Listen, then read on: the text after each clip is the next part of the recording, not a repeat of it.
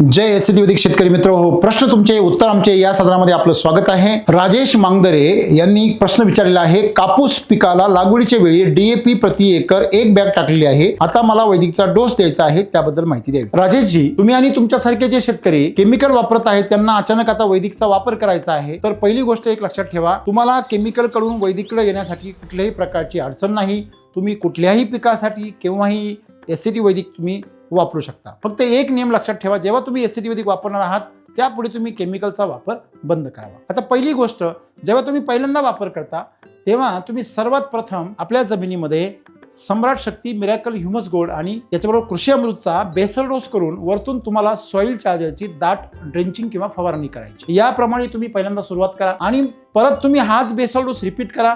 त्याचबरोबर crop charger, fruit charger, crop charger 3 ml, fruit charger 15 ml याप्रमाणे तुम्ही त्याची फवारणी करा। आणि दुसऱ्या फवारणीमध्ये तुम्ही फ्लावरिंग स्टेजला फ्लावर चार्जर 3 ते 5 ml आणि फ्रूट चार्जर 10-15 ml अशा प्रकारे तुम्ही जर त्याची फवारणी केली, 2 बेसल डोस आणि अशा प्रकारे फवारण्या 2 जर केल्या पोषणाच्या, तर तुम्हाला रोगराई इतर कुठलाही त्रास होणार नाही आणि तुमचं उत्पन्न हे अतिशय चांगल्या प्रकारे सुधरेल।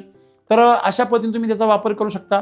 आणि नित्य नियमाने तुम्हाला जर विक्रमी उत्पन्न काढायचं असेल, ज्याप्रमाणे 20-22 किंवा 30 पर्यंत काही शेतकरी क्विंटल कापसाचं उत्पादन घेतात, तर तुम्ही त्या ठिकाणी सम्राट बेसल डोस, कृषी अमृत एकरी साधारणतः 7 ते 10 बॅग, त्याच्यानंतर RNPH साधारणतः 1200 ते 1800 ग्रॅम प्रति एकर आणि सम्राट शक्ती मिरॅकल ह्या 2-2-1-1 किंवा 3-3-2-2 अशा प्रकारे तुम्ही बेसल डोसमध्ये मिक्स करून टाकू शकता।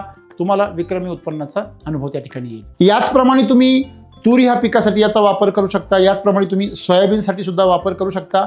मित्र हो, आजकाल सोयाबीन असेल, तूर असेल, कापूस असेल यांचं उत्पन्न फार मोठ्या प्रमाणामध्ये घसरले, अगदी शेतकऱ्यांना करायला देखील परवडत नाही। तुम्ही सर्व शेतकरी या पद्धतीने असा शेड्यूलचा वापर करून तुम्ही याच्यामध्ये अधिक उत्पन्न घेऊ शकता। त्याचबरोबर तुम्ही जर दरवर्षी जर सलग वापरत राहिलात तर तुमचा तणनाशकाचा खर्च कमी होईल, रोगराईचा खर्च कमी होईल आणि तो खर्च तुम्हाला पोषणामध्ये करता येईल आणि त्यामुळे तुमचं उत्पन्न दरवर्षी थोड्याफार प्रमाणामध्ये वाढत जाईल। या ठिकाणी तुम्ही आमचे जे अधिकारी आहेत 866 9 200 225 किंवा 26 या नंबरवर तुम्ही फोन करून तुम्ही अधिक माहिती घ्या, आमच्याकडनं शेड्यूल प्राप्त करा, आमच्या व्हॉट्सअप ग्रुपला जॉईन होऊन या ठिकाणी एसटी वैदिकचा आनंद घ्या। धन्यवाद।